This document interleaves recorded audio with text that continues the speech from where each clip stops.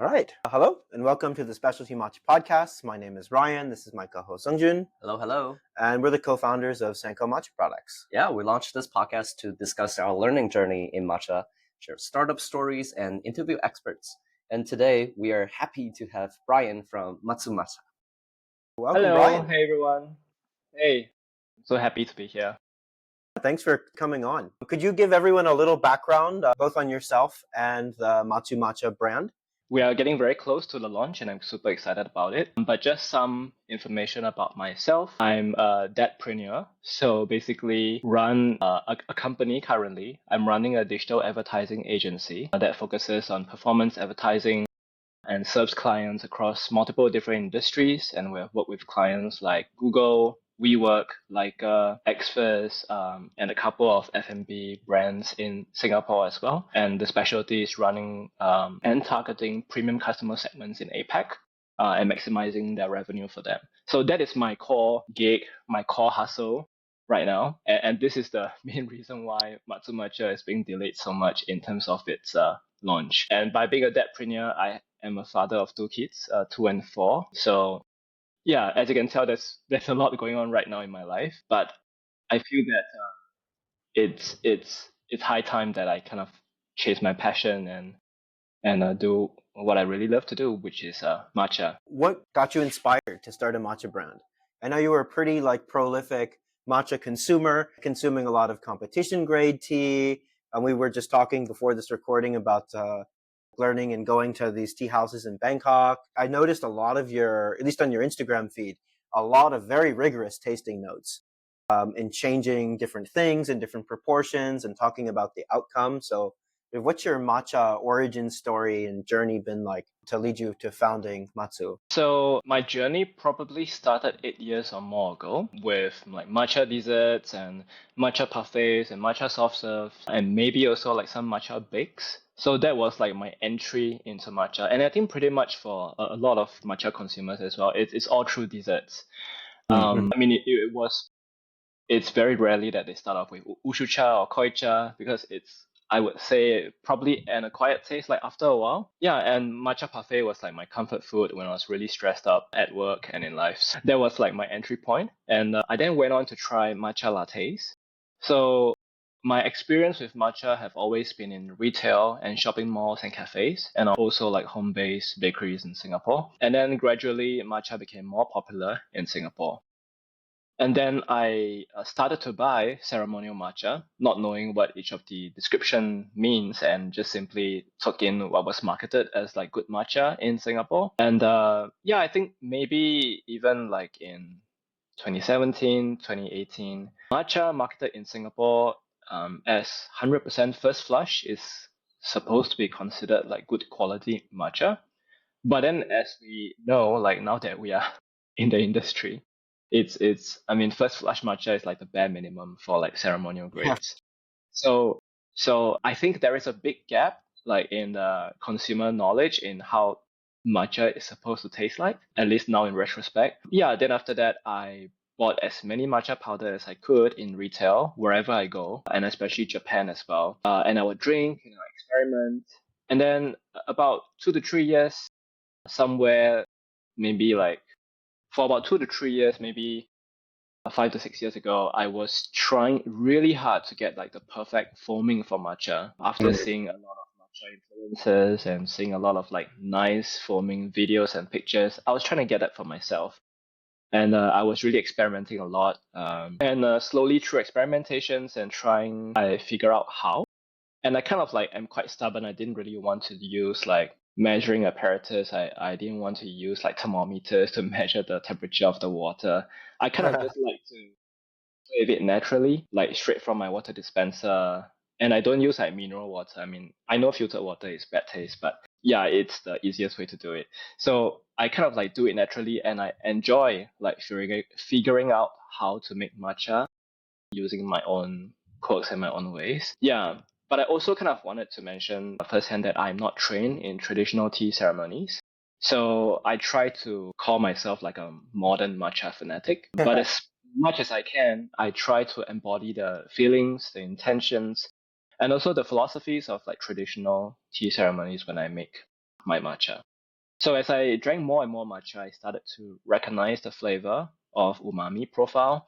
And I also realized that the more umami a matcha is, it also means higher quality. Because sometimes I love matcha so much, I tend to overdose on caffeine and my body will show signs of rejection. But I also realized that the higher the quality the matcha is, the more I'm able to intake and enjoy. So then this changed my perception of matcha and realized that, like high quality matcha is not just purely in taste, but it also has significant health benefits and it changes like significant changes that it can do to your body, like for the high quality matcha. For sure. Very cool. I've noticed too that Mm. the high umami matcha makes me feel better. I don't know if it's just more L-theanine, a better sense of wellness compared to, less umami forward matcha, but I feel great after consuming a really umami heavy matcha. It's I Yeah. think that's the associations that led to me like developing a preference for umami taste. Yeah, I kind of believe that it is the L-theanine, like because when there is more days of shading, whether or not it is honzu or like the artificial material used for the shading technique, it kind of produces more L-theanine, and that produces more calmness, and it balances out the spike in alertness from the caffeine. Hmm. Yeah. Interesting. Just out of my own curiosity, I've not been to Singapore in almost like 5-6 years. 2018 we Yeah, were there. 2018 when Yeah, we were for there. Oh, work. What does the matcha scene look like right now in Singapore? Like, do you see that very frequently in coffee shops, or do you have like matcha specialty shop in Singapore as well? now there are two specialty matcha shops in Singapore. There are major brands called Matchaya, which is basically another name for matcha house, and Okay. also Vala, Hvala.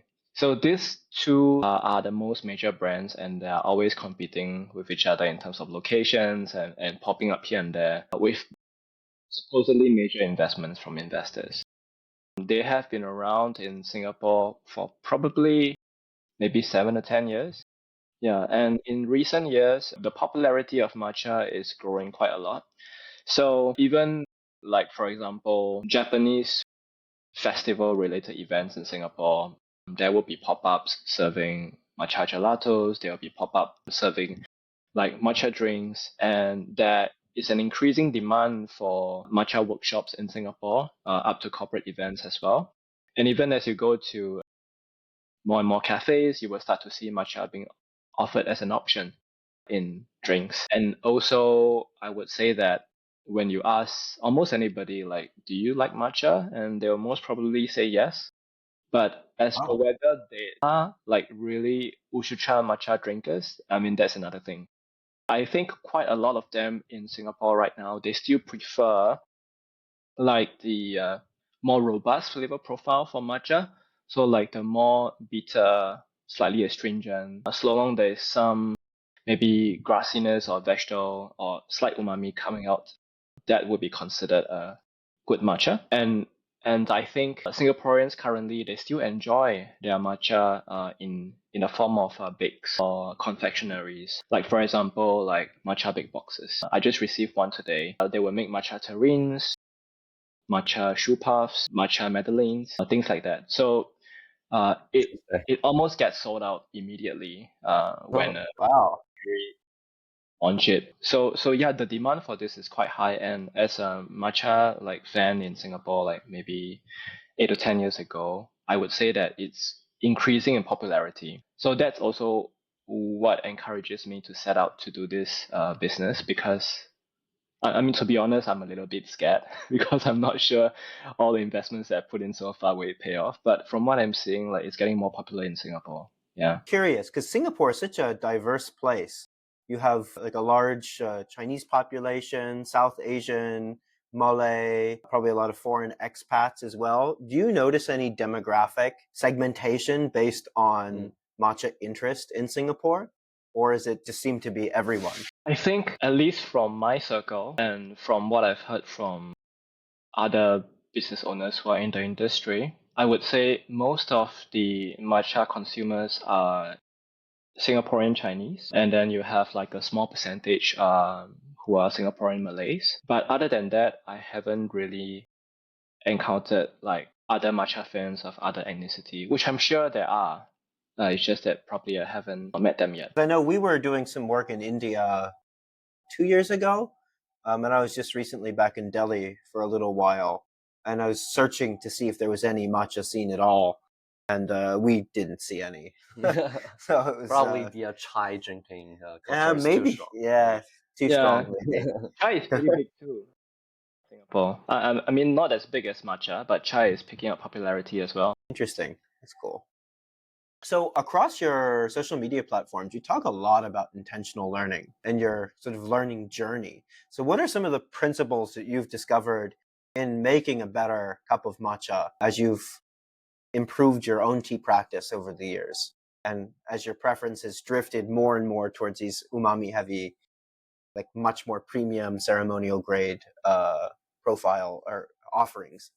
So, since for most consumers in the world, we do not practice traditional tea ceremonies, all this that I'm sharing will be based on my own interpretation of how like a modern matcha drinker might be in today's society. You can call me somewhat of an urasenke style matcha practitioner because I tend to enjoy the smooth matcha foam, and I relish in how smooth and how it plays with the light, and I would swirl the foam around. So it's really satisfying for me. Though I also enjoy using my dark colored soot bamboo, kind of like susudake bamboo chasen to whisk my matcha. Nice. So that's in a way unlike urasenke, which uses like the white bamboo to whisk. So it's kind of like a mix of both, and that's why I say that I don't really belong to any traditional tea ceremony ritual. But of course, one of the main philosophy that I think is important is that it's important to find your own routine. Like from washing your teawares to rinsing the teawares with hot water to like drying your teaware and making tea and cleaning up process, all of these steps, it's important to find your own routine and try to incorporate that into your own daily routine. I would encourage like everyone who's listening on a podcast to try to drink matcha every day because of like the health benefits and how it's so good at replacing coffee, and essentially discover and find your own matcha making routine. There's really no strict ways to make matcha. So for myself, I normally would open my bag of matcha. I would take a few good sniffs at the matcha powder, and sometimes I would take my chashuku and then I would eat the powder raw. Really Yeah. interesting. Okay. So um, I I kind of feel that the best way to like the best proof of a good quality matcha is eating the powder raw. So I kind of like I'm quite extreme that way. And even before like I started Matsu Matcha, when I try all the samples, I would try to eat the powder raw first. So I overdose quite easily because I'm eating a lot of powder. Yeah. So after that, then I will warm the bowl. I would feel the warmth of the bowl on my face, and I would sieve the powder in, or I would shine the bowl against the sunlight to take a good look at the color of the powder to see like how fresh it is. And then I'll take a few good sniffs from the bowl, and then I'll make koicha, and then from the koicha, I will add in more water to make ushucha, like the normal matcha. So, Oh, so that's cool. like With the leftover from the bowl that's still touching it. yes, yes. And I kind of put, I mean, from the start, I already put like 4 grams. That's like my normal matcha routine, and then I kind of like take 2 big sips of that koicha, and then I would make the leftover with matcha, and I think that would be left with like maybe 2.5 grams, which is just about right for ushucha. And the temperature of the water is really, really important as well. Like sometimes I would take just 5 minutes away to look at my phone, and like the water temperature can just like change quite drastically. And the quality of the foaming that I do when I whisk will be affected as well. So it's quite important to do things a little bit faster when we are just whisking the matcha. And also like the matcha powder that we purchase also matter in like the level of foaming that we can get to make that perfect bowl of matcha, at least for that perfect foaming. I put it on my IG reels yesterday, that from my knowledge that there are probably about 7,500 to about 10,000 stone mills in the whole of Japan, um, from some research. And that means that, not all matcha powder are ground equally at like 40 grams per hour.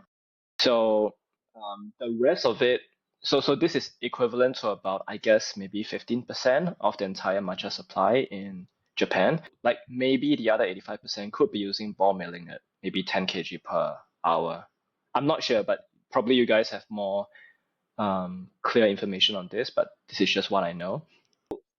We Yeah. were we saw that on your Instagram. We were actually wondering. That was the first time I'd ever heard any statistic about the number of ishiusus that there were in Japan. So that information is very new to us too. Yeah. Yeah, that was a cool statistic. Yeah, that statistics came from a book. So I would say that it's somewhat reliable, but it's a little bit dated. Yeah. Okay. So that's why I would say that it's estimated, because I'm not sure what's the number of issue now in Japan. Yeah. Yeah. So I would say that sieving your matcha before whisking is also like super important, because without sieving that, then there would be clumps at the bottom of the bowl. And also warming the chasen before use would really help in preventing breakage for the chasen as well. And I think one last thing is that very, very important to me is that I truly believe that our inner scape will reflect onto the quality of the matcha that we brew and we make. So every time I make my matcha, I try to ensure that my mind is quiet, my mind isn't racing, and I'm mindful of every movement and the surroundings as well. Once I'm calm, I think that my bowl of matcha becomes better and more enjoyable. That's great. Yeah. I do a similar thing in my own tea practice too. It's a great excuse to really take the time to indulge in a moment of presence. Very therapeutical. Yeah. So that's why, like, for my tagline for Matsu Matcha, I've decided on this tagline, which isn't really released yet, but it's gonna be called like "Take a moment for yourself," and I think that's really important, like for every day. For sure. Yeah, love it. And the technique of koicha then to usecha is very interesting. I've never heard of anyone doing that in their personal practice, but I can totally see that. I have seen it Work. in. This is about 10 years ago. I was attending a Urasenke Robi Rocky festival ceremony session, and they made a really, really high-end bowl of koicha. And I remember the event organizers saying, we're actually going to take the leftover bits of this bowl and make an usecha because it was such a special matcha, and they didn't want to waste it. But it never occurred to me to do that in my own practice, because you really get a lot more sensory information. You can experience the tea plain and very concentrated, and then, with foam and in a more light way. It's I need to include that part of my practice. It's a good sensory trajectory. Yeah. Yeah, like for me, I tend to extract as much umami flavors as I can, like from the matcha. So I kind of feel that like taking a good sniff of the matcha powder, even like eating the powder raw, making it into koicha and then ushicha is like the full suite of the matcha umami flavor profile.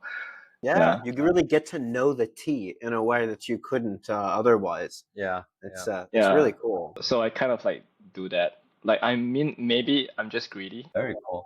So, Brian, so as you are going to start your new journey, Matsu Matcha, like, what's your sourcing philosophy? Like, where do you source your tea from, and what would you consider to be a part of your portfolio? Yeah, so Matsu Matcha is positioned to be a premium brand in Singapore that serves only premium level matcha powder compared to what is currently available in the Singapore market right now. So it is created to fill that gap, that market gap. I mean, before competitors catch up, which I'm sure they can easily catch up because they have the distribution network and they have the retail stores, I would just need to make sure that my brand is being known locally. So I'm trying my best to do that right now by building my own matcha community. And I think what's helping me is that because of the fact that I was from the community in the first place locally. So that can allow me to penetrate the local market a little bit more easier. One of the mission that I have for the brand is really to elevate the Singapore matcha scene with way higher quality matcha.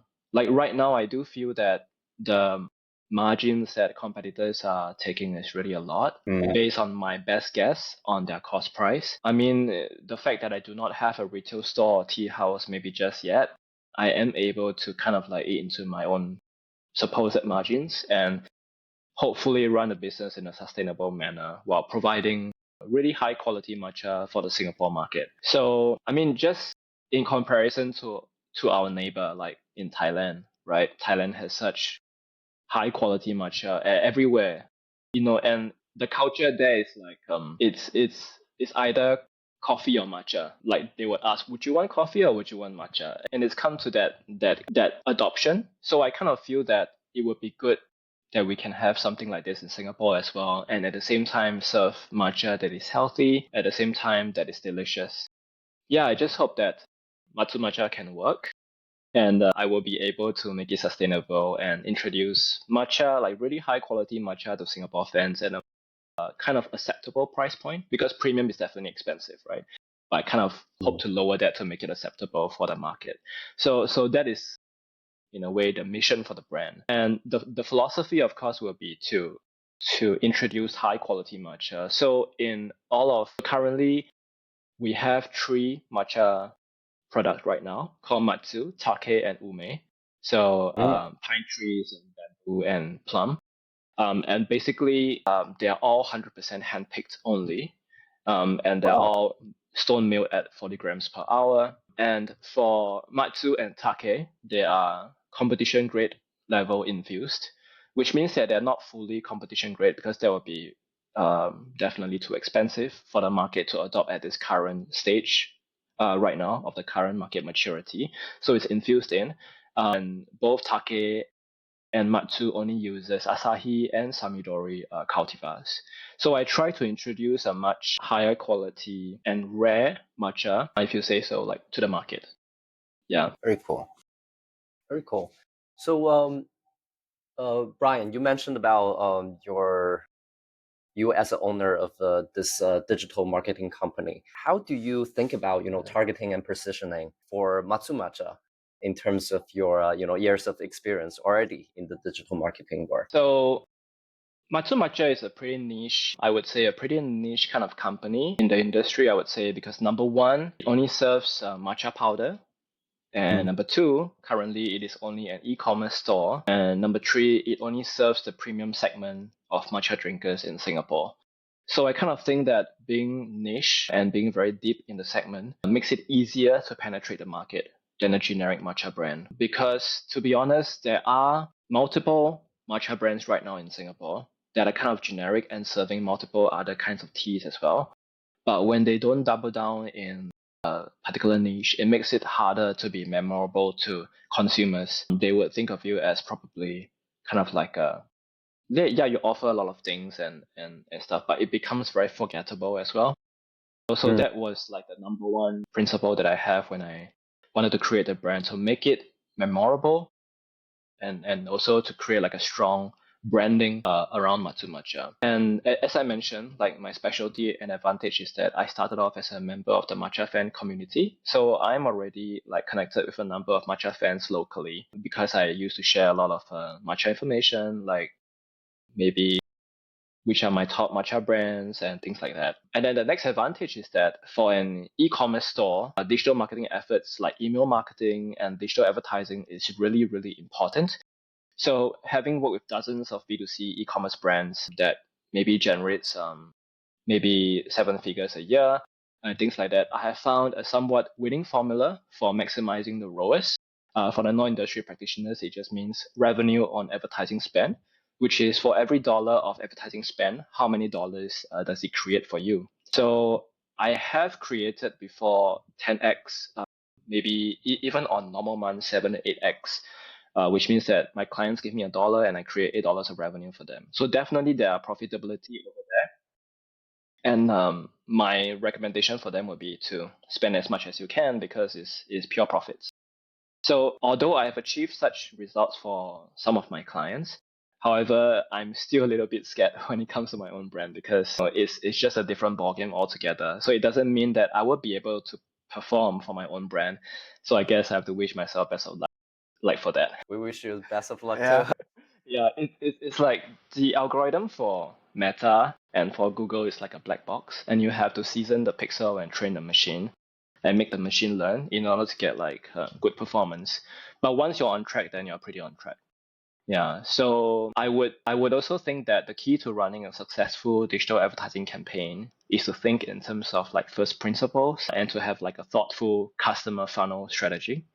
I Mm-hmm. normally start off with clients, for example, like which are the available first party data that they have, and then I start to work from there. And then I would create campaigns that would help to build more data points, and then we'll branch out the Mm-hmm. campaigns, and then we will experiment, and then we'll weed out, we'll kind of like kill off all the lower performing campaigns, and then we'll double down on the high performing ones, and that's kind of how we get like a diverse group of campaigns that can help to hedge against like any ups and downs in the machine learning, kind of generate a stable ROAS. It's similar to investment portfolio strategy, I guess. Yeah, A little bit. Yeah. yeah, Yeah. that's Yeah. interesting. Yeah. So that's a very technical part. Interesting. Do you tend to funnel all of your traffic onto, I would assume that maybe in the future you will have like a website for your online shop, Yes. or to a major social platform media like the Instagram page? Like what would you recommend, or what's your thinking about this, like funneling traffic? Yeah. So let's just assume that number one, you are going to target on the website and also on Instagram, right? Mhm. I think firstly we have to. I mean, I'll explain this concept about what is rented data. So this is interesting because when it comes to meta targeting settings, we are only able to target people who have done a particular action or call to action in the past 180 days. So say for Oh, example, we were to run a campaign that brings in followers for your Instagram page. Or say we were to run a campaign that retargets people who engaged with your IG page before or who have DM you before. And it's also one of the reasons why you will see people running campaigns that say, please DM me for more information. That's because they're trying to capture that data for retargeting later on. However, this data will only be present in your system for 180 days. So after that, say for example, you were to turn off your campaign for 180 days, then you kind of lose that data, right? So mm. that is something that we have to be aware when we are running campaigns, and especially when we turn off and on campaigns. So of course, the best way to run a campaign would be to spread out your budget and then to run evergreen and don't ever stop them. I mean, it works in Oh, Meta's. interesting. Yeah, I mean, it naturally works in Meta's best interest that they can get the most advertising spend from advertisers. So the actual best way to actually do a digital advertising campaign will be to collect their email addresses, of course, with the right PDPA policies and regulations in place. Once you have their email addresses, then you can retarget them through email marketing. And because it's email marketing, there are literally no regulations for that. So you can write however you want. You don't have to care about like meta regulations when you run your ad copies or things like that. I mean, for our industry, there is nothing really to be concerned about because it's just like B2C and it's consumer products. But for other industries, like getting their email addresses are very, very important. And I would say these are permanent assets to your company that can help in machine learning. In Meta, there is a setting that we can actually upload customers' email addresses. Of course, only when they opt in into marketing comms, I'll be able to do that. And so when you do that, it helps Meta to recognize this group of audiences and create lookalike audiences of those. And so then you can reach out to people who are like them and to acquire them as a customer. So that is what I would say are more permanent like data as compared to like a rented data Mm. as you would. So back to your Fascinating. question. Very interesting. Yeah. Yeah, Thank you sorry. for that like master class. That was This Yeah. this this is a new world to us. Quite It's, impressive. Sorry, this podcast has become like a digital advertising kind of podcast. But yeah, back to the well, we question like to about explore all aspects of matcha, and I'm sure that our listeners will find it quite useful. yeah, it's definitely important to understand like where we are spending our money on when we try to acquire customers, right? And since there are so many practitioners listening to this podcast right now. So back to the question of like, is it better to run a campaign to direct to your Instagram page or your website? I would say that it is most important to run to your website. Mm. Because there are multiple things that you can do when you run them to your website as compared to your Instagram. So I'm going to list a few examples, and one of it is actually because when you run campaigns to your Instagram page, it basically just get them to be aware of your page, but it does not necessarily convert them into a consumer immediately. And I think for like a consumer product, it is mainly induced demand with a rather short sales cycle. So we can actually induce that demand and convert them directly to customers in quite a shorter period of time as compared to like a B2B SaaS kind of solution, long sales cycle kind of stuff. So with website targeting, we are able to tell the pixel on Meta to optimize towards landing page views, which means to scroll your page and to view the content and wait for the page to finish loading and kind of like to view your content. So we're able to optimize towards that. We are also able to optimize towards direct purchases on your platform, kind of like Shopify. And we are also able to retarget people who are at the top X percentile who have spent the most time on your website, and to retarget them to come back to buy, and exclude people who have not bought before. So then you would be creating a funnel, retargeting people who have been to your site, but then they did not purchase from you. You would also realize that when you do shopping on websites and you add it to cart, but you did not buy the item, then maybe 1 week later, you realize that you have an email coming in that says that we missed you. Here's like a 5% off. You left something with us. So that is part of add to cart drop-off retargeting strategy. And by running traffic to your website, you're able to do that. Interesting. Fascinating. Wow. Can you use those type of insights to kind of find out what people like from a matcha products perspective? Like say you have like, I don't know, 20 or 100 SKUs of matcha. I don't think we'll ever have that many when we launch, but you can probably use it for some portfolio rationalization to decide what to keep or not. Yeah. Okay. So since we are already so far off deep into the digital advertising topic, I will touch on one more stuff, which is cross-selling. So actually, you're able to retarget people who have purchased particular sale products from you and retarget them to buy another sale product. So say, for example, people who have bought the Sanko ceremonial bowl, but you exclude people like you can exclude people who maybe did not visit a web page or people who did not buy your other products. And then you show them an ad through maximize reach settings to maximize the reach for them. So you pay less per click because it's for reach and it's for awareness. But since they already know your brand, then just a reach would do to let them know. You can serve them an ad that sells your other products that are not the Sanko bowl. Okay, interesting. And that's like cross-selling. The other way you can do is to segment your customer data point as well. Say, for example, you have maybe a list of 1,000 customers, and then you probably want to segment the top spenders from there. And you may want to use like the data point to get lookalike audiences to find more top spenders. Okay. Fascinating. Very cool. Yeah. There's no way Matsu Matcha won't be successful. I think when you combine these two worlds, because it's very, very, you're on a Thank you. great trajectory. No, I really hope so. I kind of like get myself.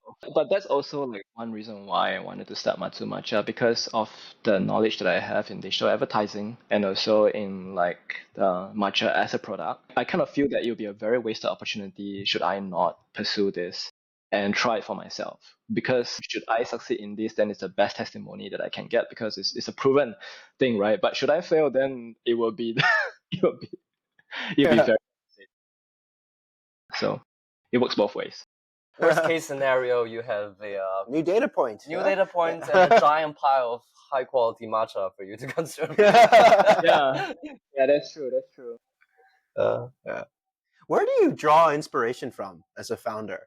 Both on the digital advertising side and that strategy, as well as on the matcha brand and the whole the philosophical underpinnings behind like why people like matcha. Lifestyle. Like where do you draw inspiration from? Yeah, so like inspiration wise, I think that I mean from the start, I enjoy the process of creation.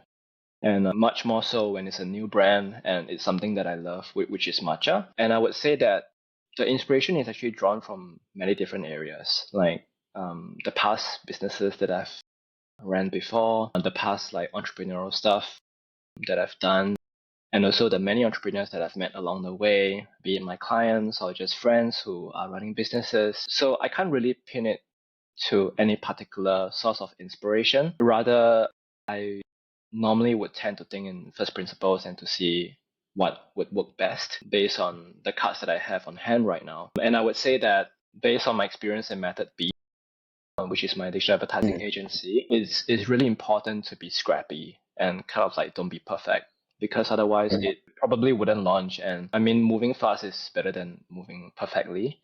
And I kind of just take general lessons from entrepreneurship. But of course, it's my first foray in B2C. I would say profitability calculations are very important, and we have to have some contingency plan in place. And also, like having a plan for market penetration is super important, and as well as knowing the product firsthand. So I do know that there are some business owners out there who sell products, but they do not know the product very well, and they already start to sell them. And I think it might not be. I mean, personally, I wouldn't do that because I wouldn't be able to sleep at night knowing that I don't understand my product and I try to sell it to consumers. So for me, whatever I do, and I've heard from another good friend of mine who's like an 8-figure entrepreneur as well. He told me that whatever decisions that he make in business, he wants to make sure that he's able to sleep soundly at night. And that resonates a lot with me as well, that no matter what decision I do, I just have to I have to be able to approve it with full conscience. And then of course, being a fan of the product and being a super user of the product helps a lot. And also of course to kind of just enjoy the process and kind of limit the startup capital. I think you kind of know what I mean, because R&D is a lot of money. Yeah, and then only and only when we see some sense of profitability do we try to scale from there. Yeah. Are you planning to just stay within Singapore? Are you going to expand to the rest of Southeast Asia or even further? Or is it just going to focus on Singapore for now? At the very start, I would say just in Singapore for now. But because I do have some fans from the page that are from overseas as well who mentioned that they would like to try my matcha, thank you so much. I do intend to maybe ship in a region too. But again, it is secondary right now. I think I want to better serve the Singapore market and to see whether am I able to maximize the demand here. And when I have the capacity to do so, which I hope I will, or maybe not, because then it'll be a good problem to expand towards the region. You can add us to the list of people who are interested in your matcha outside of Singapore. Yeah. Looks amazing in the pictures, and especially the packaging. I really like the stories that you do with the whole process of coming up with the packaging and the aesthetics and the printing. I don't know. It's some like nice behind the scenes that you don't usually get from matcha brands. So it makes consumer feel very relatable and very close to the brand. Yeah. And really every detail, like you can really feel the intention in the brand and the way that was communicated. It's like if that like little thing is so well considered, then you think everything else must be so well considered too. Yeah, intentionality. Yeah, that was like the whole point of it, and I think you summarized it very, very well. So thank you so much, because I really spent a lot of time trying to document and share the process. And I kind of feel that because I'm a solo founder in this, so I kind of feel quite lonely as well. I try to connect with the community and ask them like, what do you think about this? And some of them actually edited my designs. They sent it back to me, and some of them actually gave very good feedback. Like one of it was that can we make the labels more easily readable, like more legible? Can we make the Matsu emblem, which is a pine tree emblem, make it more prominent, like at the top of the can? Yeah, so there is a lot of intention to the whole design, down to the logo itself. Maybe since we're at the logo, maybe I'll just take this opportunity to share that the logo for Matsu Matcha is kind of like it's a pine tree motif, but then there is a golden color stroke below, and that golden color stroke actually signifies the sun rays passing through the pine tree. And I've always been very inspired by like pine trees, Japanese pine trees in tea gardens, because I think like it's a really beautiful thing to be able to enjoy your bowl of matcha and then to enjoy like a bonsai, a pine tree, or like a whole planted tree like in the garden. Yeah, it's a real luxury. Yeah, you can definitely get like those traditional tea house vibes in the motifs through that abstraction. At least I definitely do. Yeah. Yeah. It really shines through. Thank you so much but for sharing all these Yeah. information. And all the extra stuff. That was was- you really opened our minds that we have a lot of research to do Yeah. now. yeah, like the Quite cool. advertising funnel strategy kind of stuff. That was like totally unprepared, but I'm just happy to share. Yeah. We could tell it came very natural. Yeah. Definitely years of experience. Yeah. Because by nature I'm just like a consultant and yeah, I just share the stuff. Thanks so much, Brian. I think that's all we have time for today. If you enjoyed this episode, please consider sharing it with a friend or giving it 5 stars. It really helps boost our visibility across the distribution platforms for podcasts. And thanks for listening, and we'll see you on the next one. See Thanks you so in much. the future. Thank you so Bye-bye. much. Bye. Bye-bye. Thanks.